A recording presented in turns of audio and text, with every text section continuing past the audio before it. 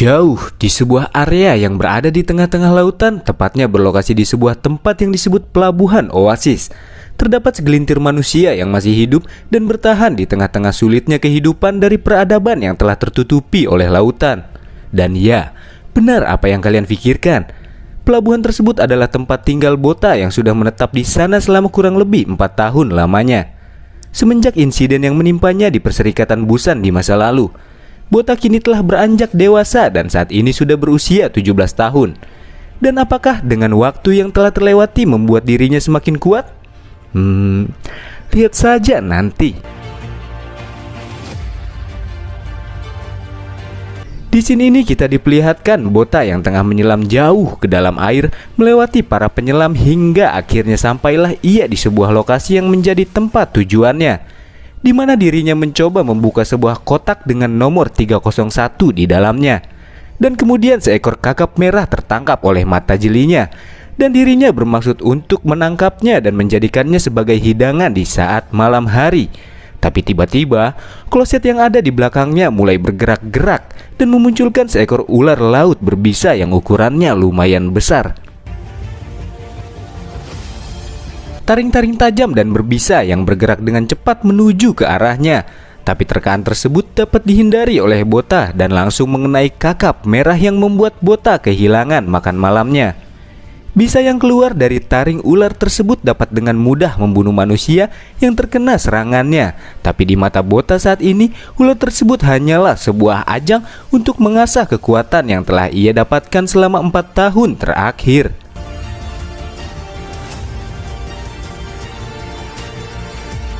Sementara itu di atas permukaan terlihat orang-orang yang tengah menunggu Bota yang tak kunjung terlihat setelah menyelam ke dalam air, mulai panik dengan keberadaan bocah tersebut. Sampai akhirnya terlihat letupan buih dari oksigen yang menyembul keluar permukaan air. Dan tentu saja itu adalah Bota yang berhasil keluar setelah mengalahkan ular berbisa yang telah menyerangnya serta mendapatkan kakap yang jadi makanan untuknya. Setelah naik ke atas, salah satu pria mengatakan bahwa itu adalah ular berbisa yang telah menyerang anaknya. Jadi secara tidak langsung, Bota berhasil menghilangkan sebuah masalah yang telah menimpa pria tersebut. Dan di sanalah Bota mulai menyombongkan dirinya. Tapi seorang pria yang tepat berada di belakangnya mengatakan bahwa orang-orang yang berada di sana sedang menguji kemampuan menyelam Bota, bukannya kemampuan dalam hal berburu. Dari sini diketahui bahwa Bota sedang melakukan ujian menyelam, dan ujian tersebut mengharuskannya untuk mengambil sebuah plat nomor dari tempat yang sudah ditentukan. Bota yang sebelumnya mendapatkan plat nomor tersebut ternyata lupa membawanya karena bertarung dengan ular berbisa sebelumnya, dan hal tersebut membuatnya gagal dalam ujian kali ini. Di tengah-tengah kegagalan Bota di kala itu, terdengar suara kegaduhan yang dilantunkan seseorang dari arah lain yang mengatakan bahwa seseorang telah menemukan sebuah harta karun yang disebut orang-orang di sana sebagai warisan besar. Kegaduhan tersebut juga mengatakan bahwa harta tersebut didapatkan oleh tim yang bernama Jeko Gusto, hingga akhirnya mesin derek yang ada di sana mengangkat sebuah kotak besi tua dari dalam air, yang ternyata harta karun tersebut bukanlah emas ataupun sejenisnya, melainkan berisi pasokan yang berisi bermacam-macam persediaan medis, pakaian, serta kebutuhan sehari-hari yang ditinggalkan oleh nenek moyang sebelum dunia tenggelam. Dan di sini diperlihatkan seorang pria yang tidak lain adalah Jeko Gusto itu sendiri, serta pria tua yang datang kepadanya dan mengucapkan selamat kepadanya yang telah menemukan harta peninggalan tersebut. Dan pria tua itu adalah ketua dari pelabuhan di oasis ini. Setelah melihat Gusto mendapatkan harta yang terpendam di bawah runtuhan di dalam air, akhirnya orang-orang mulai berbondong-bondong untuk segera menyelam dan mencari harta lain yang mungkin saja masih tertinggal di sana.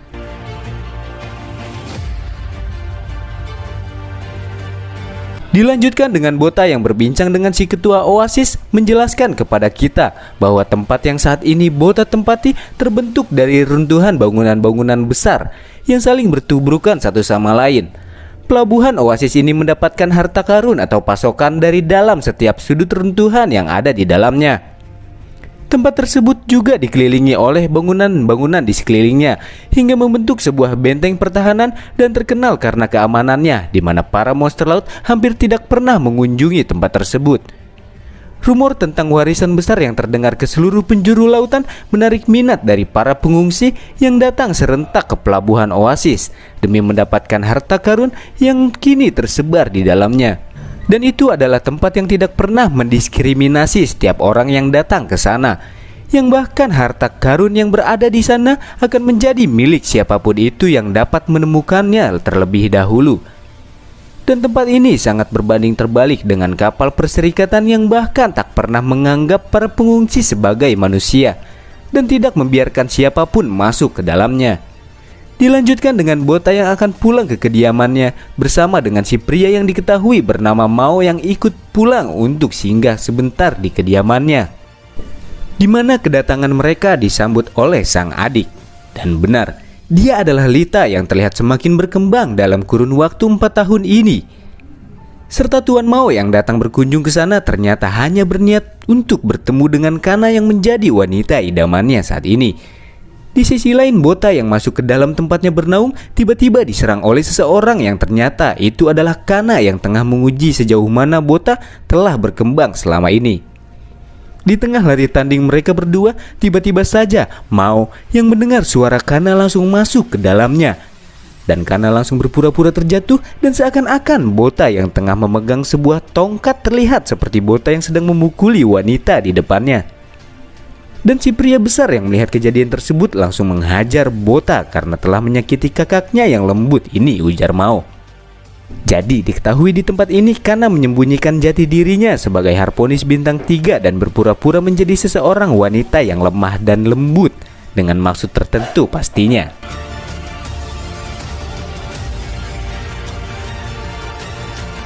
Sementara itu, di tempat lain di dalam reruntuhan pelabuhan Oasis terlihat 2 orang penyelam yang telah mencari sebuah harta yang berharga untuk mereka. Dan tiba-tiba saja tertusuk dari belakang oleh seorang penyelam lain yang entah datang dari mana asalnya. Hingga akhirnya kedua orang penyelam itu tewas di tangan sesosok misterius yang masih belum diketahui apa atau siapa yang berada di sana dan menjadi dalang dalam tragedi tersebut. Esok hari pun tiba. Di sebuah pagi yang cerah, Kana dan Bota pergi berjalan-jalan ke suatu tempat dan bermaksud untuk melakukan latih tanding untuk melemaskan otot-otot yang mulai mengendur.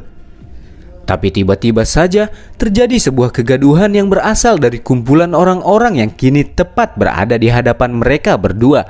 Setelah Bota dan Kana melihat apa yang telah terjadi di sana dan masuk ke dalam kerumunan tersebut, ternyata yang sedang mereka lihat saat ini adalah bentuk dari kehidupan aneh lainnya, di mana makhluk tersebut memiliki 2 kaki manusia dengan tubuh lainnya seperti cumi-cumi aneh yang membuatnya terlihat semakin membuat ngeri bagi setiap insan yang menyaksikannya. Tuan Mao yang berada di TKP saat ini berniat untuk memotong-motong dan melemparkannya kembali ke dalam laut. Yang setelah sesaat dia menyentuh makhluk tersebut, tiba-tiba saja dia dikagetkan dengan kaki si monster yang bergerak-gerak dan ternyata makhluk aneh di depannya masih bernyawa. Tapi si ketua yang tiba-tiba datang ke sana langsung menusuk spesies mengerikan di depannya tanpa sedikit pun merasa takut dan janggal dengan makhluk yang tiba-tiba menepi di tempatnya saat ini. Sedangkan Bota yang melihat kejadian tersebut langsung bertanya kepada sang ketua apakah itu adalah sejenis monster laut. Tapi si ketua menjawab, "Desa kita tidak memiliki sesuatu seperti monster laut, nak Bota. Ini hanyalah ikan mati biasa." Sementara itu di tempat lain, Lita yang terlihat tengah menjemur pakaian dikagetkan dengan kemunculan seorang penyelam dan tiba-tiba datang menghampiri dirinya. Yang setelah memperlihatkan wujudnya, ternyata dia adalah sesosok pria yang diketahui bernama Tuan Mori yang sudah berada di ambang kematiannya. Yang sebelum sang malaikat maut menjemputnya, dia mengatakan kepada Lita dan memperingatinya untuk segera lari karena ada monster laut yang sedang bersembunyi di tempat tersebut. Setelah kejadian yang dialami Lita sebelumnya, terjadilah perdebatan panas di antara para penduduk tentang menghancurkan tambang tempat harta karun atau tetap mempertahankan tempat tersebut. Hingga akhirnya sang ketua menegaskan bahwa tidak ada monster laut di sana karena tempat tersebut merupakan zona yang terbebas dari makhluk-makhluk mengerikan di dalamnya.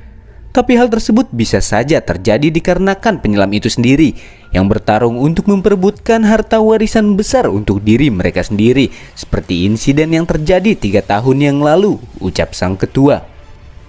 Ya, kalau kita lihat dari gerak-geriknya sih, ketua ini seperti lagi nyembunyiin sesuatu yang gak boleh sampai terbongkar ke depan publik ya. Lanjut.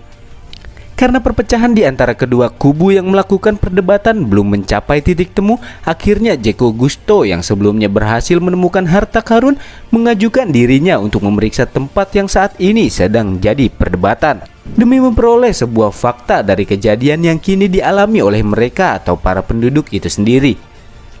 Untuk menghindari hal-hal yang tidak diinginkan apabila monster laut tersebut benar adanya, Gusto akan membawa 2 orang penjelajah yang merupakan bekas mantan harponis yang berasal dari kota Mengapung. Yang kini dilihat bota harponis tersebut belum memiliki 1 bintang pun di tubuhnya.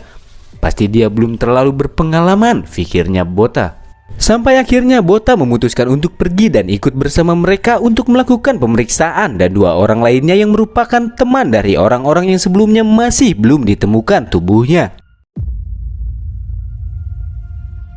Hari pun telah berganti di mana Bota akan bersiap untuk berangkat pergi menjalani misi penjelajahan di dalam reruntuhan oasis. Sementara Lita mencoba menghentikan Bota untuk pergi karena merasa khawatir akan keberadaan monster laut yang bisa muncul kapan saja dan menyerang kakaknya. Tapi karena membiarkan bocah tersebut pergi, karena itu merupakan jalan ninja yang telah Bota pilih. Perjalanan pun seketika dimulai. Di dalam sebuah kapal selam yang turun menuju dasar runtuhan berisikan para penjelajah yang bersiap dan menunggu dimulainya investigasi. Begitu pula dengan Bota yang sepanjang perjalanannya terus digoda oleh perempuan yang bernama Sonia. Hingga akhirnya dia berpikir nyeleneh dan mengatakan, apakah itu berarti sebenarnya aku ini super tampan? Mereka pun tiba di sebuah lokasi di mana kapal selam mereka tak dapat lagi turun lebih dalam dikarenakan rute yang tidak memungkinkan untuk dilewatinya. Dan kemudian perjalanan tersebut dilanjutkan dengan penyelaman, dengan misi untuk mencari keberadaan orang-orang yang hilang dan memastikan keberadaan dari monster laut. Sementara itu di tempat lain terlihat seorang pria yang sedang melaporkan kepada sang ketua bahwa tim investigasi telah tiba di area yang disebut dengan kode D7, di mana seorang pria berbisik kepadanya, bagaimana jika mereka menemukan tempat itu ketua? Dan si ketua pun menjawab, tenang saja, tidak ada seorang pun yang pergi ke sana kembali hidup-hidup dan menceritakan kisahnya. Shin pun kembali ke area reruntuhan di mana grup investigasi menemukan sebuah linggis yang digunakan oleh pria yang tengah hilang sebelumnya. Dan itu menandakan telah terjadi suatu hal yang dirasa tidak baik-baik saja kepadanya. Tim pun akhirnya dibagi menjadi beberapa bagian dan satu tim berisi dari 2 orang yang akan melakukan penjelajahan. Sementara Bota akan pergi bersama Sonia di dalam misi tersebut. Hingga akhirnya mereka pun berpencar dan akan kembali bertemu di titik awal dalam jangka waktu 30 menit. Setelah Bota dan Sonia masuk mengelilingi reruntuhan, Bota mendengar suara tetesan air dari arah depan padahal mereka sendiri saat ini berada di dalam air. Karena rasa penasaran yang begitu besar, mereka berdua memutuskan untuk masuk lebih dalam ke arah terdengarnya suara gemericik air yang Bota dengar sebelumnya. Hingga keduanya akhirnya tiba di lokasi yang mereka tuju, di mana terlihat permukaan air di tempat mereka saat ini. Tanpa banyak waktu untuk berpikir, mereka pun langsung bergegas ke atasnya. Dan ternyata itu adalah sebuah tempat yang besar dan terbengkalai. Masih belum diketahui nama tempat tersebut, dan di dalamnya memiliki udara segar yang membuat mereka berdua merasa takjub dengan apa yang mereka temukan saat ini. Namun, ketakjuban mereka seketika berubah menjadi kengerian di saat menemukan ribuan kepala yang tengah berubah menjadi tulang belulang yang terlihat dari balik kegelapan. Hal tersebut bertepatan dengan munculnya seorang penyelam yang telah berdiri di antara tengkorak kepala yang bertebaran di area yang kini sedang dipijaki olehnya. Yang menjadi sebuah pertanyaan, siapakah orang yang kini berada di balik kostum tersebut? Si penyelam yang identitasnya masih belum diketahui itu pun menghampiri mereka berdua dan jatuh tersungkur di atas tumpukan tengkorak yang kini bertebaran di sana. Di mana Bota langsung saja bergegas menolong pria tersebut, tapi tiba-tiba saja Bota langsung diangkat dan dibanting olehnya dan melayangkan sebuah serangan dengan menggunakan pedang Bota yang terjatuh dari genggamannya. Tapi Sonia yang tidak tinggal diam setelah melihat kejadian tersebut langsung menebas sang penyelam sampai tubuhnya terbelah menjadi dua bagian. Dan ternyata orang tersebut adalah seekor monster, dan dengan tubuhnya yang kini telah terbelah, wujudnya pun ikut berubah ke bentuk aslinya, yang tiba-tiba saja menyergap Sonia dengan beberapa tentakel yang keluar dari tubuhnya dan telah bersiap untuk segera melahapnya. Dengan refleksnya yang terlihat begitu cepat, Bota berhasil menyelamatkan Sonia serta menyerang dan menghempaskan monster di depannya dengan pedang gas peninggalan sang ayah, hingga membuat monster tersebut tergantung di arah sisi-sisi dinding. Dan setelah Bota melihat monster tersebut dengan lebih teliti, bisa dipastikan olehnya bahwa monster yang ada di hadapannya saat ini sama persis dengan sosok makhluk yang sebelumnya dibunuh oleh sang ketua, yang membuat dirinya semakin bingung dengan kebenaran yang terjadi di dalam pelabuhan oasis ini. Dan masih menjadi sebuah misteri yang kini belum bisa dapat terungkapkan.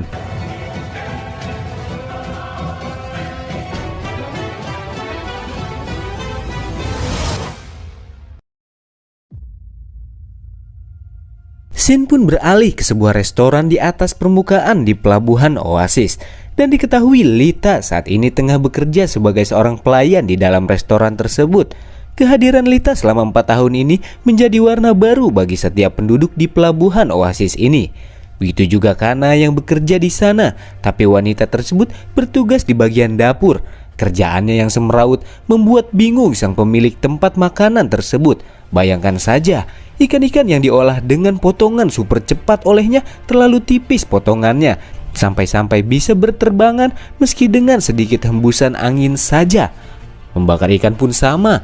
Dengan keganasannya dia membakar ikan-ikan tersebut sampai gosong, bagaikan memanggang seekor monster laut. Di tengah-tengah kerjaannya yang kurang beres, tiba-tiba saja terdengar sebuah suara dari arah luar, yang ternyata itu adalah Lita yang kini terjatuh di lantai bersama dengan makanan yang tengah dibawa olehnya. Di mana makanan-makanan yang terjatuh sempat mengenai sepatu seorang pria dengan tubuh yang besar namun tampak arogan. Dan diketahui pria tersebut adalah orang yang belum lama singgah di pelabuhan dan menyatakan bahwa dirinya adalah seorang bajak laut.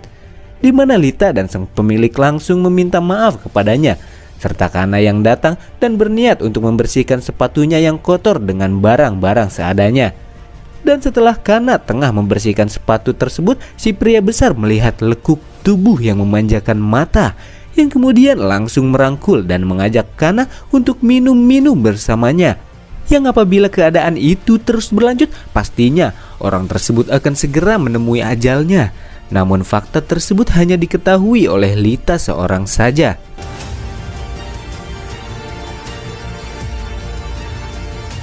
Tapi sebelum kejadian itu terjadi, sangat terasa aura kemarahan dari seorang pria yang kini berada di meja sebelahnya.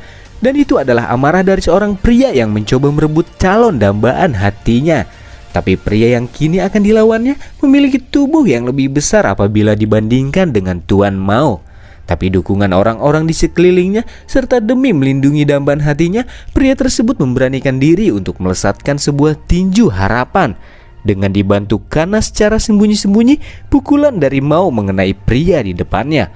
Walaupun itu tidak seberapa sakit, tapi Kana kembali membantunya diam-diam dengan mensleding kaki si botak yang langsung terjatuh secara telak dan langsung tak sadarkan diri saat itu juga. Tapi yang dilihat orang-orang adalah Mao dan tinjunya yang berhasil mengalahkan musuhnya hanya dengan satu pukulan saja. Di mana Mao langsung memasang pose gimnastik untuk ditunjukkan kepada Kana, yang ternyata wanita tersebut telah hilang dari pandangannya saat itu juga. Dimana Kana saat ini bersama Lita setelah kejadian barusan, dan Lita yang menjatuhkan makanan sebelumnya dikarenakan kekhawatiran yang amat sangat kepada sang kakak.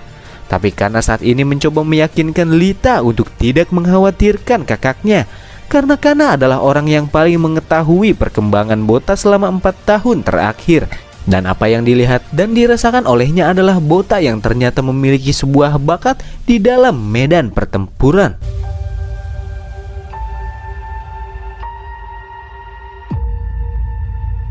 Di sisi lain, Bota dan Sonia yang sebelumnya berhasil menghabisi seekor monster kini telah berkumpul dengan tim investigasi lainnya sesaat setelah Sonia menghubungi mereka.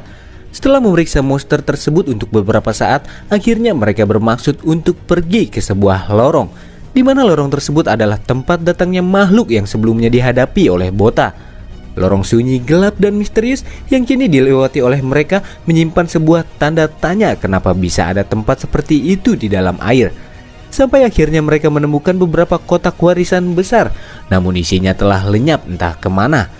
Dan di saat mereka terus melaju lebih dalam, sampailah mereka di ujung lorong, di mana mereka hanya bisa terdiam setelah menemukan tempat yang dipenuhi oleh warisan besar yang tak terhitung jumlahnya, serta tersusun dengan rapih di hadapan mereka. Jadi ini merupakan tempat berlindung yang dibuat oleh nenek moyang untuk menghadapi malapetaka saat ini, dan semua warisan yang ditemukan di dalam pelabuhan Oasis berasal dari tempat tersebut. Itu adalah kesimpulan yang didapatkan oleh Jeko Gusto. Dan dengan ditemukannya tumpukan kotak tersebut, tiap dari mereka sudah dipastikan akan menjadi orang berada. Tapi di tengah-tengah ketakjuban akan sebuah jackpot yang mereka temukan, pergerakan yang singkat terasa oleh insting Bota yang langsung menatap ke arah langit-langit. Dan ternyata itu adalah sebuah tempat yang mampu membuat bulu kuduk berdiri bagi siapapun yang melihatnya. Karena di tempat yang saat ini mereka kunjungi telah menggantung monster penyelam bertentakel yang tak terhitung jumlahnya. Dan pemandangan di depannya saat ini sama persis dengan apa yang pernah Bota temukan beberapa tahun yang lalu. Dan dia pun langsung mengatakan kepada para timnya bahwa itu adalah sarang para monster. Setelah mengetahui kengerian dari tempat tersebut, para tim investigasi langsung bergegas keluar karena untungnya mereka tiba di saat makhluk-makhluk tersebut tengah tertidur. Tapi salah satu pria yang ada di sana malah menambah kengerian di saat dirinya secara tidak sengaja membuat suara bising yang menyebabkan terbangunnya salah satu monster. Tapi untungnya kehadiran mereka tidak terdeteksi oleh sang monster. Tanpa menyia-nyiakan waktu yang kini tersisa, bergegaslah mereka ke arah lorong yang sebelumnya menjadi tempat keluar dari ruangan mengerikan tersebut. Tapi tiba-tiba terlihat seekor monster dari balik kegelapan yang tengah mengangkut warisan besar dan langsung pergi ke arah lorong begitu saja tanpa menyadari kehadiran mereka. Tapi lagi dan lagi, dengan kesialannya yang belum juga hilang, si pria yang tidak diketahui namanya ini menginjak sebuah tentakel, dan kali ini nyawanya tidak lagi dapat diselamatkan setelah tertangkap dan dikunyah begitu saja oleh sang monster. Karena rasa lapar yang belum kunjung mereda, akhirnya monster tersebut langsung berlari ke arah tim investigasi dengan taring-taring runcing yang terlihat amat mengerikan. Tapi si pria yang diketahui bernama Gong Tai ini dapat menghempaskan makhluk tersebut dengan pukulan ala-ala bisbol dengan tongkatnya. Tapi itu hanyalah awal mula dari segala kengerian yang akan mereka hadapi di saat mereka dihujani para monster yang mulai berjatuhan dari langit-langit setelah terbangun dari tidurnya yang nyenyak. Sergapan yang para monster lakukan menimbulkan ketidakberdayaan dari setiap insan yang dihadapkan dengan situasi yang begitu menakutkan kali ini. Namun Bota yang pernah mengalami kejadian yang lebih parah dari saat ini berdiri tegap menantang di garis depan tanpa sedikit pun keraguan di dalam hatinya. Hingga akhirnya mereka membentuk sebuah formasi yang dimaksudkan untuk melindungi bagian punggung dari tiap tim. Dilanjutkan dengan para monster yang kini menerjang ke arah mereka dan dimulailah pertarungan antara hidup dan mati, di mana masing-masing dari tim saling menyerang monster yang kini datang menyerang demi bertahan hidup dari masa-masa sulit yang saat ini mereka hadapi.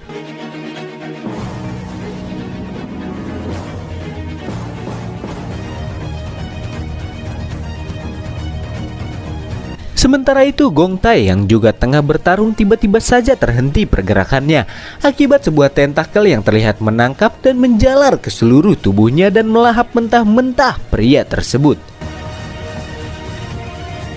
Tapi sebelum Gong Tai menemui ajalnya, terlihat sebuah pedang yang masuk dan mengoyak tubuh sang monster. Dan tentu saja itu adalah Bota yang dengan tebasan maut dari pedangnya berhasil menyelamatkan nyawa dari si pria kekar alias Gong Tai. Namun kibasan pedang Bota tidak sampai situ saja. Dengan serangan yang cepat serta skill pedang yang mumpuni, sayatan demi sayatan kini dirasakan oleh para monster yang tidak berkutik sama sekali di hadapan MC kita yang telah tumbuh menjadi pria yang kuat. Di sisi lain, Sonia, Gusto dan orang yang tidak diketahui namanya ini terlihat kaget juga terkesan setelah melihat pertarungan Bota yang dengan kemampuannya berhasil menghabisi satu persatu monster yang ada di hadapan matanya. Mereka makhluk lambat dan bodoh bila dibandingkan dengan Kana, ucap Bota di dalam pikirnya.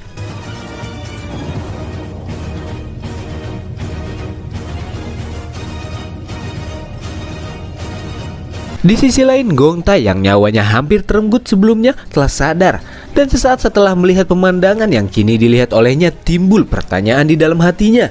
Siapa bocah ini? Hanya harponis kelas atas yang memiliki kemampuan hebat seperti ini. Dilanjutkan dengan Bota yang kini telah menumbangkan para monster, di mana monster yang tubuhnya terlihat bergerak-gerak menandakan bahwa makhluk tersebut masihlah hidup. Tanpa menunggu kebangkitan dari para monster yang kini sedang kebingungan, bergegaslah mereka menuju ke arah lorong yang sedari tadi belum mereka capai. Tapi langkah mereka kembali terhenti setelah terasa gempa bumi berskala menengah, dan tiba-tiba mereka dikagetkan dengan kemunculan seekor monster dengan ukuran yang lebih besar daripada makhluk yang sebelumnya menghalau mereka. Dan ini adalah kemunculan dari sesosok makhluk mengerikan yang disebut-sebut sebagai salah satu dari 7 iblis yang menguasai lautan, yang dikenal orang-orang di sana dengan nama Genot.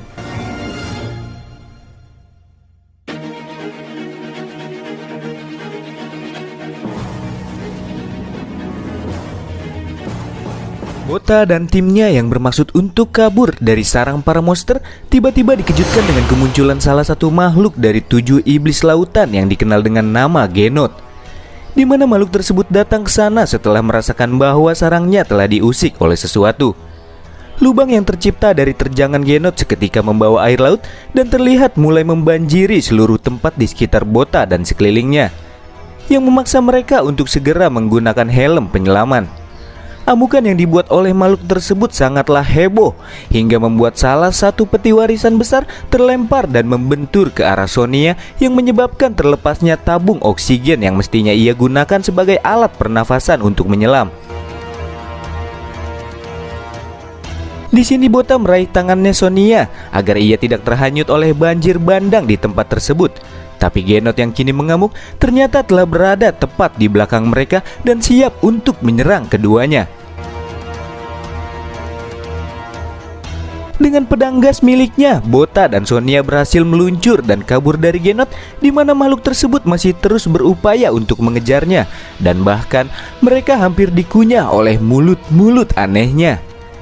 Hingga akhirnya terlihat sebuah terowongan kecil yang akan menjadi pelarian mereka untuk kabur dari tempat mengerikan tersebut. Meskipun sempat terkena serangan Genot yang melelehkan tabung oksigen Bota, tapi untungnya Bota dan Sonia berhasil kabur dari kejaran sang iblis lautan dengan memasuki terowongan yang sebelumnya mereka tuju. Melihat betapa besar dan mengerikannya Genot membuat Sonia berkeringat dingin, karena semasa hidupnya ia belum pernah sekalipun melihat salah satu dari 7 iblis lautan, ucapnya.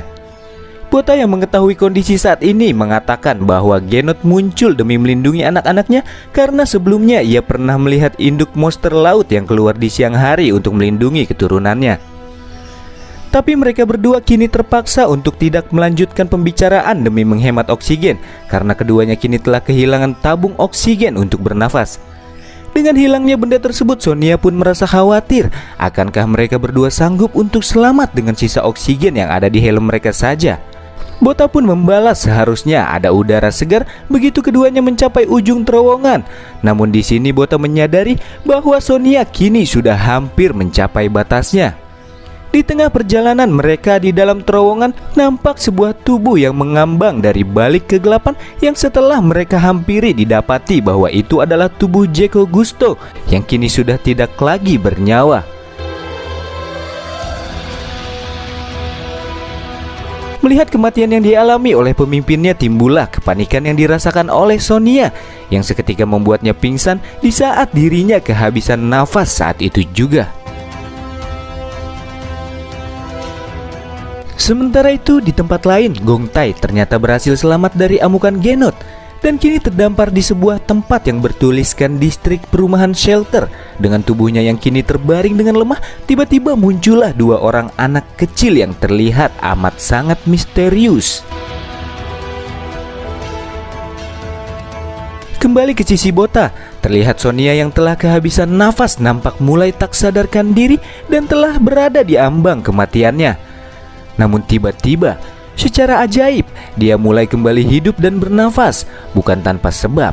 Tetapi itu dikarenakan Bota memberikan separuh nafasnya kepada Sonia yang membuatnya kembali hidup. Yang jadi pertanyaannya saat ini, bagaimana mungkin bisa Bota melakukan hal tersebut meskipun ia sendiri kehilangan tabung oksigennya? Lanjut. Singkat cerita, keduanya kini telah melalui terowongan sebelumnya dan kembali ke tempat awal di mana mereka saat ini bisa kembali menghirup udara segar. Sonia yang masih mengalami keresahan setelah kejadian sebelumnya lantas bertanya kepada Bota, bagaimana mungkin bisa kau dapat melakukannya? Apa jangan-jangan kau bisa bernafas di dalam air? Dilanjutkan dengan Bota yang membalas bahwasannya ia hanya bisa tinggal di bawah air lebih lama daripada manusia pada umumnya, di mana dirinya mampu bertahan di dalam air selama 40 menit. Itu semua ia ketahui secara kebetulan di saat dirinya terjebak di dalam pipa saat berada di Busan beberapa tahun yang lalu. Karena tidak bisa tinggal terlalu lama di sana, akhirnya keduanya bermaksud untuk pergi ke titik awal ke tempat di mana kapal selam mereka berada. Dengan perjalanan sekitar 20 menit ke tempat tujuan, Bota akan memberikan nafasnya sebanyak 2-3 kali kepada Sonia. Di atas permukaan di dalam pelabuhan Oasis, kita diperlihatkan dengan seorang administrator yang melaporkan kepada sang ketua bahwa kapal selam yang masuk ke dalam reruntuhan belum dapat dihubungi selama 3 jam ini. Dan dengan santainya sang ketua mengatakan, jadi ini sudah berakhir. Bukankah orang-orang akan khawatir jika semua grup pencarian akan menghilang? Ucap pria di sebelahnya. Mungkin, tapi karena Genot sudah memakan 6 orang, dia akan diam setidaknya untuk 6 bulan. 6 bulan itu cukup. Manusia itu adalah makhluk yang pelupa. Itulah yang selalu terjadi, ucap sang ketua yang ternyata mengetahui kengerian dari pelabuhan Oasis dan niat tersembunyi di balik kebaikannya. Dilanjutkan dengan Bota dan Sonia yang masih melakukan penyelaman untuk mencapai kapal selam. Ia pun terus memberi nafasnya kepada Sonia jika wanita tersebut merasa kehabisan nafas. Dan buat kalian yang penasaran gimana sih caranya Bota menyalurkan nafasnya ke Sonia? Dan di sini kita akan lihat sekilas tanpa adanya sensor-sensor ya adik-adik. Nah, tuh, kenyotan yang luar biasa bukan? Dan kemudian setelah kenyotan tersebut nampak terlihat sebuah cahaya yang menyorot ke arah mereka, yang ternyata itu adalah pria yang melakukan ekspedisi bersama mereka. Dan tanpa diduga-duga, pria yang tidak disebutkan namanya ini berhasil selamat dari amukan Genot sebelumnya. Hingga akhirnya mereka pun bermaksud untuk pergi dari tempat mengerikan tersebut dan melaporkan kepada penduduk desa bahwa terdapat iblis lautan di balik pelabuhan Oasis yang tenang ini, yang menyebabkan kematian Gusto serta menghilangnya Gong Tai saat ini. Tapi tiba-tiba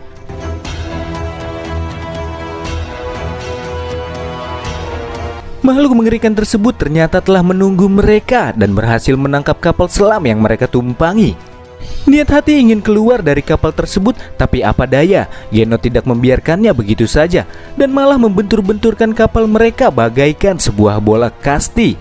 Sampai akhirnya ketiga orang tersebut pingsan seketika bersama kapal selam yang terlihat berlubang dan akan segera dipenuhi oleh air. Makhluk tersebut pun terlihat sangat puas dan seketika pergi meninggalkan mereka.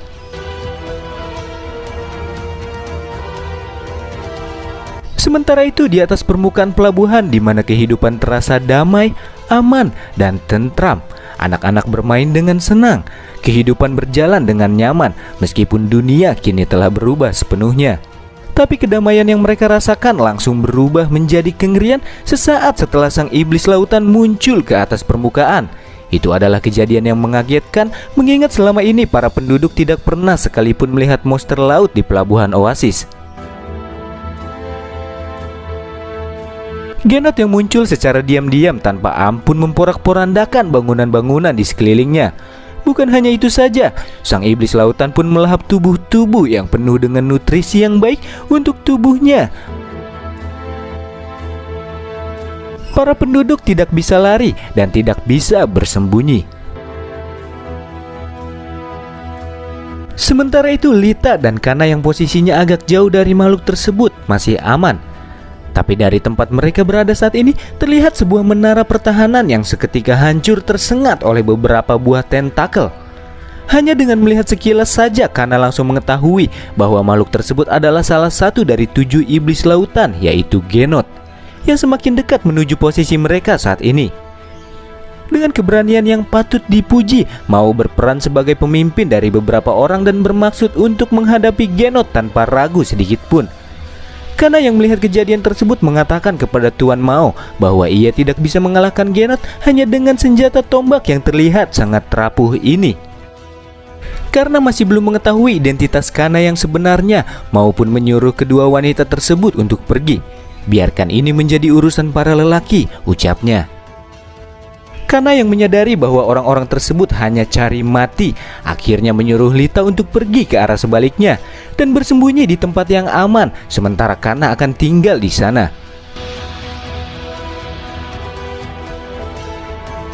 Di sisi lain, di dalam kediamannya, sang ketua yang tengah asyik menghitung benda-benda berharganya dikagetkan dengan kemunculan seorang pria yang melaporkan bahwa Genot telah muncul ke atas permukaan. Karena tak percaya pada ucapan pria tersebut, akhirnya sang ketua pergi dan melihatnya sendiri. Dan benar saja, tepat dari kejauhan terlihat makhluk yang membuatnya kini berkeringat dingin. Ini pasti ulah dari regu pencari, ucapnya, dan langsung melarikan diri bersama hartanya. Dan bersamaan dengan itu, ia pun mengatakan bahwa jika Genot datang ke atas permukaan, semuanya akan segera berakhir. Sementara itu, Kana terlihat sangat kebingungan dengan Genot yang muncul di siang hari. Padahal sejatinya para monster laut hanya keluar pada malam hari, karena apabila mereka berada di bawah sinar matahari, kulitnya akan terbakar. Dilanjutkan dengan dirinya yang meminta sebuah pedang panjang kepada Mao. Tapi dengan gentlenya, pria tersebut malah mengatakan, "Kana, jangan khawatir, aku akan melindungimu apapun itu yang terjadi." Sampai akhirnya Genot kembali masuk ke dalam air, tapi bukan untuk kabur, melainkan berenang ke arah Mao dan menerjang mereka dengan tubuhnya. Bermaksud ingin menyerangnya, tapi naas Tuan Mao harus terhempaskan dengan mudahnya akibat serangan makhluk tersebut. Serangan lanjutan pun terlesatkan ke arahnya, tapi itu tidak mengenainya, melainkan terkena seorang pria tua yang merupakan teman seperjuangannya. Satu persatu dari orang-orang yang dibawa Mao sebelumnya mulai terenggut nyawanya. Di sini dirinya baru menyadari bahwa sosok yang ada di hadapannya saat ini bukanlah sembarang monster laut yang mampu ia kalahkan dengan modal keberanian saja. Ini iblis. Manusia takkan sanggup melawan monster ini, pikirnya. Ia pun hanya bisa pasrah setelah makhluk tersebut mencoba melahap dirinya yang kini sudah tak lagi berdaya. Di tengah-tengah kebuntuan yang bersemayam di dalam pikirannya saat ini, muncullah Kana yang dengan tombak rapuhnya menciptakan sebuah luka kepada tubuh sang monster lautan, yang seketika membuat Mao terlepaskan dari jeratan-jeratan tentakel yang menggerayangi tubuhnya. Dilanjutkan dengan Kana yang kini telah menunjukkan kekuatan aslinya dan membuat sebuah sayatan di tubuh Genot dan membuat monster tersebut mengerang kesakitan. Keterampilan dalam sebuah pertarungan yang ditunjukkan oleh Kana membuat Tuan Mao menganga dengan mulutnya yang terbuka dengan lebar. Bukan hanya Mao saja, para penduduk yang ada di sekitar sana pun hanya bisa terdiam setelah melihat wajah asli Kana yang selama ini ia sembunyikan dari publik. Karena tak lagi memiliki senjata untuk bertarung, ia pun meminta sebuah senjata kepada Mao. Dan yang ia dapatkan hanyalah 2 buah belati kecil yang dirasa senjata tersebut belum mampu untuk memotong-motong tubuh sang monster. Dalam kondisi ini, Kana tidak memiliki banyak waktu untuk pulang ke rumah dan mengambil semua senjata-senjata miliknya. Dan kemudian ia pun menyuruh para penduduk untuk segera berevakuasi ke bangunan kapal karam. Sementara untuk siapapun yang bisa bertarung perlu melakukannya di bawah sinar matahari, karena monsternya akan menggunakan bayangan bangunan untuk bergerak. Sampai akhirnya pertarungan yang mendebarkan pun akhirnya dimulai. Tapi sebelum momen epik tersebut, kita akan dibawa ke sisi Bota yang ternyata mereka berhasil sadar dan selamat dari serangan Genot sebelumnya. Ketiganya pun berhasil kembali ke atas permukaan, di mana mereka langsung disuguhkan dengan sebuah pemandangan memilukan di saat pelabuhan oasis yang ada di hadapan mereka amat sangat berbeda dari sebelumnya. Kekhawatiran Bota pun langsung tertuju kepada Kana dan Lita yang ia tinggalkan di sana. Melihat keadaan desa yang kini telah porak-poranda dan tidak baik-baik saja, ia pun mengira bahwa ini semua adalah ulah sang iblis lautan.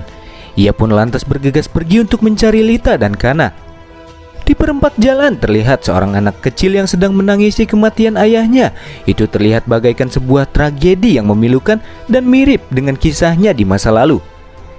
Tapi bukan hanya itu saja, di sekeliling mereka nampak telah bergelimpangan jasad-jasad yang telah berguguran akibat amukan Genot, yang membuat darah-darah Bota semakin mendidih setelah melihat pemandangan tersebut. Nampak terlihat dari kejauhan tentakel-tentakel Genot yang melambai-lambai di udara, dan itu menandakan bahwa monster tersebut masih berkeliaran di dalam desa. Setelah menyadari kehadiran Genot, Bota pun langsung bergegas pergi dengan sebuah senapan serta pedang gas yang ada di punggungnya, serta berharap bahwa Kana dan adiknya dalam keadaan baik-baik saja. Kita akan sedikit geser ke sisi Kana, di mana saat ini Kana masih terlibat dengan sebuah pertarungan yang intens antara hidup dan mati melawan Genot. Dengan senjata seadanya, meskipun berhasil mendaratkan beberapa sayatan, namun belati kecilnya kini sudah berada di ambang penggunaannya. Segala upaya pun telah diperbuat oleh Mao dan kawanannya, meskipun hanya melemparkan kerikil-kerikil ke arah sang monster.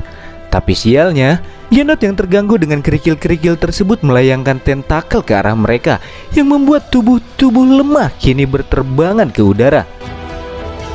Kana yang menyaksikan kejadian tersebut tidak tinggal diam dan mencoba mengalihkan pandangan sang monster kepada dirinya, di mana monster tersebut memuntahkan beberapa serangan asam yang mengenai tubuhnya saat ini, diikuti dengan sebuah hentakan yang seketika menerbangkan tubuhnya jauh dan membuat tubuhnya kini tak lagi dapat digerakkan. Dengan senjatanya yang telah hancur serta tubuhnya yang telah mati rasa, Kana terus mencoba untuk bangkit karena dirinya masih memiliki alasan untuk hidup. Di antara hidup dan mati yang kini dialami oleh Kana saat ini, terlesatlah sebuah peluru yang dengan cermatnya mengenai leher Genot. Dan tentu saja, di balik serangan tersebut ada Bota yang kini berdiri dengan teguh di atap bangunan-bangunan di sekitar area pertarungan. Ia pun kembali melesatkan beberapa peluru demi memberikan waktu untuk Kana agar dirinya dapat kembali menggerakkan tubuhnya. Setelah Kana kembali bangkit, Bota pun langsung melemparkan pedang miliknya kepada Kana. Dan inilah senjata yang paling cocok untuk mencabik-cabik tubuh salah satu dari ketujuh iblis yang menguasai lautan.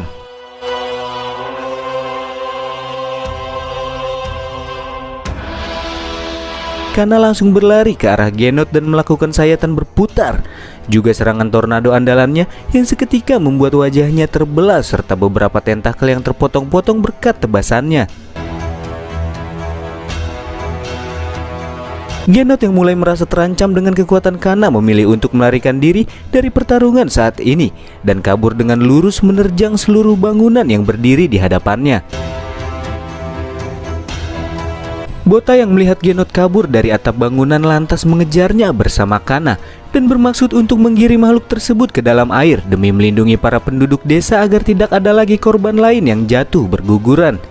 Masih di sekitar pemukiman, terlihat para penduduk desa yang kini lari berbondong-bondong untuk mengevakuasikan diri mereka menuju ke sebuah bangunan tinggi yang disebut bangunan kapal karam. Di antara mereka ada juga Lita yang masih dalam perjalanan menuju tempat tersebut. Di tengah-tengah kepanikan yang melanda seluruh warga desa saat ini, muncullah sang iblis lautan yang tiba-tiba datang dan mengamuk ke arah mereka. Kejadian tersebut pun seketika membuat mereka semakin panik karena tepat di belakang mereka saat ini telah berdiri makhluk yang jadi momok menakutkan bagi seluruh umat manusia di dalam cerita ini. Bota yang berhasil menyusul Genot melesatkan beberapa tembakan serta menginstruksikan para warga agar segera menjauh dari bayangan, mengingat apabila Genot yang terus berlari di antara bayangan bangunan untuk berlindung dari sinar mentari. Namun dengan kaki-kaki besarnya, langkah Genot jauh lebih cepat dari para penduduk. Dia pun melesat menuju ke arah dua orang bocah ini yang tengah jatuh tersungkur di dekat bayangan bangunan. Genot pun membuka mulut lebarnya untuk melahap mereka sampai akhirnya Lita yang masih berada di sana mendorong kedua bocah tersebut demi menyelamatkan nyawa mereka berdua, dan itu mengakibatkan Lita harus tertelan oleh Genot.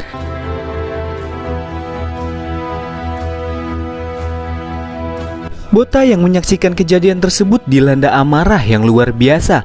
Meskipun dirinya menghujamkan peluru ke arah Genot, nampaknya serangan tersebut masih belum cukup untuk menghentikan pergerakan Genot yang terlihat terus berlari ke arah lautan bersama dengan Bota yang masih terus mengejarnya. Di mana Bota dilemparkan sebuah kapal oleh Genot yang membuat dirinya harus pingsan saat itu juga. Kana pun terus mencoba mengejar makhluk tersebut, tapi sayangnya Genot berhasil lebih dulu pergi ke dalam lautan bersama dengan Lita yang kini berada di dalam pencernaannya. Bota yang kini dalam keadaan tak sadarkan diri mengingat sebuah mimpi akan kisah masa lalunya, di mana kita diperlihatkan saat keluarga mereka dalam keadaan utuh dan mereka pun disambut oleh kelahiran Lita di dalam keluarga kecilnya saat itu. Dikala malam datang, Lita bayi menangis seolah-olah ingin semua monster laut mendengar tangisannya. Bota kecil pun langsung mencoba untuk menghentikan tangisan adiknya, di mana sang ibu memberikan Lita dan menyuruh Bota untuk menggendong adiknya. Dan seketika Lita tertawa setelah digendong oleh sang kakak. Tapi sesaat setelah kejadian tersebut, ibunya kini harus menghembuskan nafas terakhirnya setelah melahirkan Lita. Dan itulah yang menyebabkan Bota kecil sangat membenci Lita di masa lalu. Di saat sang ayah akan pergi ke dalam air untuk memenuhi kebutuhan mereka, Lita pun dititipkan kepada Bota. Tapi Bota yang sangat membenci adiknya sempat terlintas di dalam benaknya bahwa jika Lita tidak terlahir ke dunia, ibunya pasti masih hidup saat ini. Sambil dirinya menatap ke arah Lita yang terlihat akan segera jatuh ke dalam laut. Tapi ketika sang ayah kembali ke atas permukaan, yang ia lihat adalah kedua anaknya yang telah berbaring dengan penuh kehangatan di antara keduanya. Dilanjutkan dengan Bota yang kini telah tersadar di ruang pengungsian bersama dengan Sonia yang menemaninya. Bota yang langsung bangkit saat itu juga masih tidak percaya dengan kejadian yang menimpa adiknya. Kepercayaan diri serta kekuatan yang telah dikumpulkan olehnya selama ini hanyalah sebuah omong kosong jika ia tidak dapat melindungi satu-satunya orang yang paling berharga baginya. Dirinya saat ini telah kehilangan arah dan tujuannya. Namun di tengah-tengah keputusasaan yang dilanda Bota saat ini, muncullah Kana di hadapannya. Bota pun kini hanya bisa menangisi adiknya saat ini. Tapi kedatangan Kana saat ini bukan bermaksud untuk ikut bersama Bota meratapi nasib Lita yang tertelan oleh Genot, melainkan mengajaknya untuk mencincang-cincang makhluk tersebut sampai hancur. Dan kemudian kita akan diperlihatkan kondisi mengenaskan di tengah-tengah pemukiman. Terlihat si Pak Tua yang dikenal sebagai ketua tempat ini sedang berkampanye serta memberikan beberapa kata motivasi agar para penduduk kembali bangkit dan tidak menyerah dalam keadaan yang kian menimpa mereka saat ini. Tapi di tengah-tengah isak tangis warga setelah mendengar ucapan sang ketua, muncullah Bota dan Kana di antara kerumunan tersebut. Kedatangan Kana langsung disambut oleh sang ketua karena Kana sebelumnya telah mengusir Genot dari tempat tersebut. Namun tiba-tiba tanpa kita sadari, sebuah pukulan telah didaratkan oleh Bota yang membuat Pak Tua bonyok setelah menerima tinju sempalnya. Para penduduk pun dibuat histeris oleh kelakuan Bota dan menganggap dirinya sudah gila. Itu semua karena para penduduk masih belum mengetahui wajah asli dari sang ketua. Tapi Bota yang telah mengetahui kebusukannya membeberkan semuanya di depan para penduduk dengan mengatakan bahwa sang ketua selama ini sudah mengetahui bahwa Genot tepat berada di bawah kaki mereka dan mengirimkan para penyelam sebagai hidangan untuk monster tersebut. Namun dirinya sempat berdalih bahwa dirinya baru pertama kali ini melihat monster tersebut. Dan dengan air mata buayanya, ia meneteskan air mata dan seakan-akan bahwa semua kata-kata yang diucapkan Bota hanyalah fitnah belaka. Itu cukup masuk akal jika dilihat dari kata-kata Bota yang tidak diikuti dengan sebuah bukti yang nyata. Tapi tiba-tiba terdengar sebuah rekaman suara dari Toa yang didengar oleh para penduduk yang berisikan percakapan sang ketua dengan seorang pria. Yang pada intinya, rekaman tersebut berisikan bahwa si ketua ini sudah mengetahui keberadaan Genot. Dia pun membiarkan Bota dan regu pencari menjadi hidangan makhluk tersebut. Dan berkat rekaman itu, mata para penduduk yang penuh dengan kejengkelan seketika langsung menyorot ke arahnya. Setelah tertangkap basah melakukan perbuatan keji, akhirnya sang ketua mengakui semua perbuatan busuknya. Bukan hanya itu saja, Pak Tua ini bahkan mengambil harta dari para penyelam yang telah mereka tinggalkan. Tidak mungkin ada sebuah tempat yang tidak ada monster lautnya. Faktanya, tidak ada monster laut di pelabuhan Oasis itu dikarenakan tempat ini adalah wilayah Genot. Singkat cerita, setelah para penduduk murka dengan kelakuan sang ketua, di mana di antara para penduduk ini adalah keluarga dari para penyelam sebelumnya yang telah menjadi hidangan untuk Genot. Dan mereka pun menyerang sang ketua dengan melemparinya dengan batu serta mengeroyoknya dengan bambu bagaikan sebuah tawuran anak-anak SMP.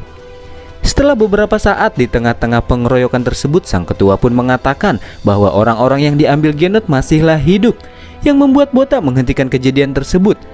Dalam keadaannya yang telah babak belur, sang ketua mengatakan kepada Bota bahwa Genot tidak langsung memakan mereka.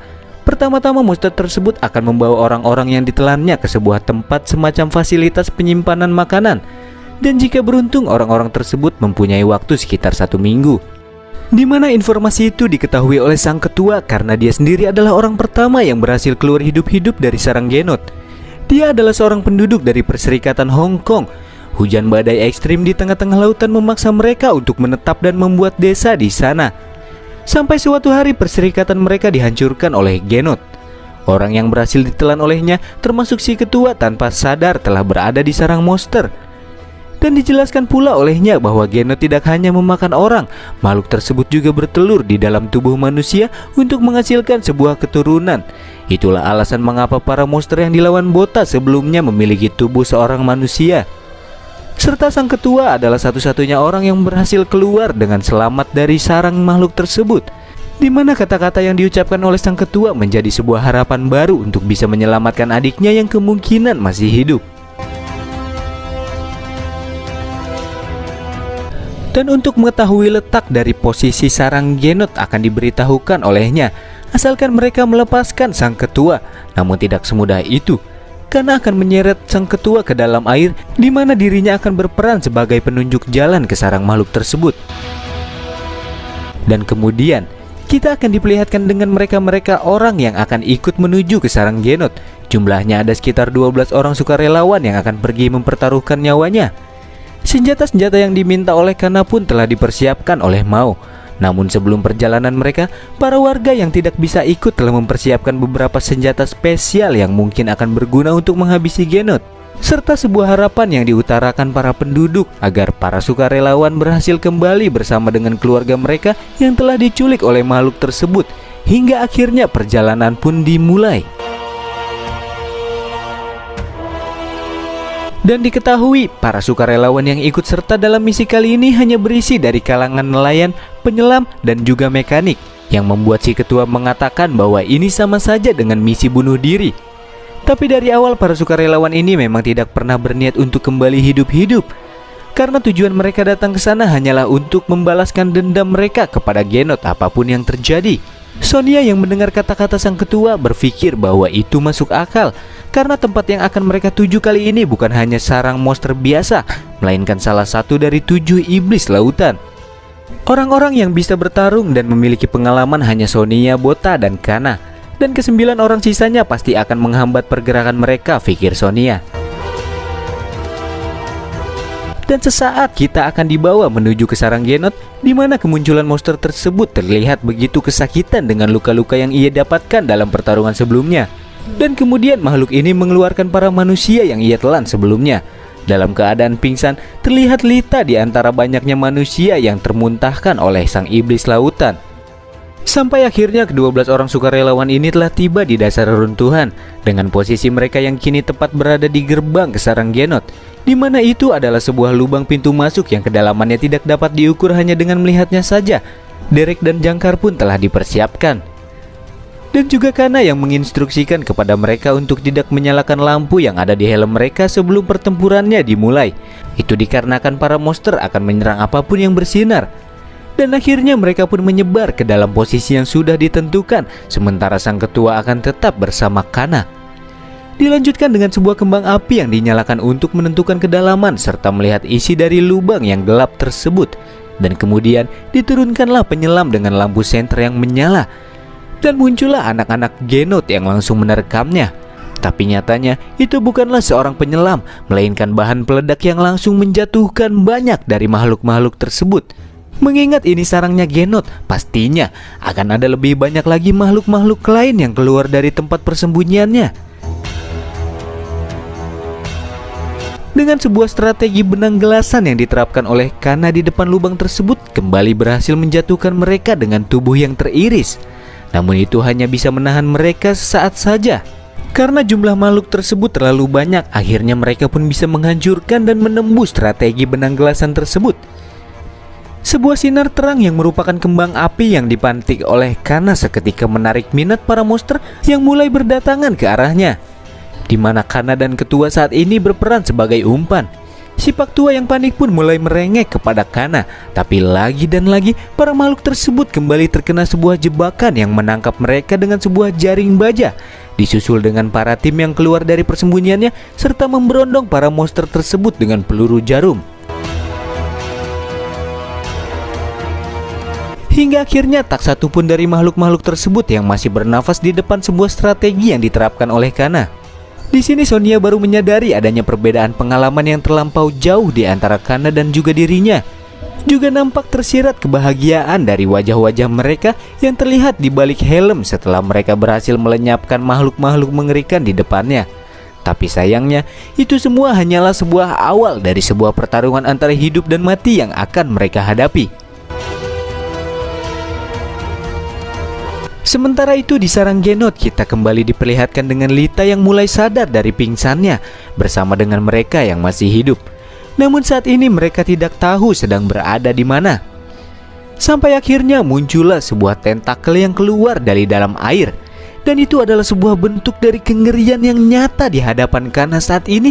Dan sampai akhirnya muncullah sebuah tentakel yang keluar dari dalam air, dan itu adalah sebuah bentuk dari kengerian yang nyata di hadapan Lita saat ini.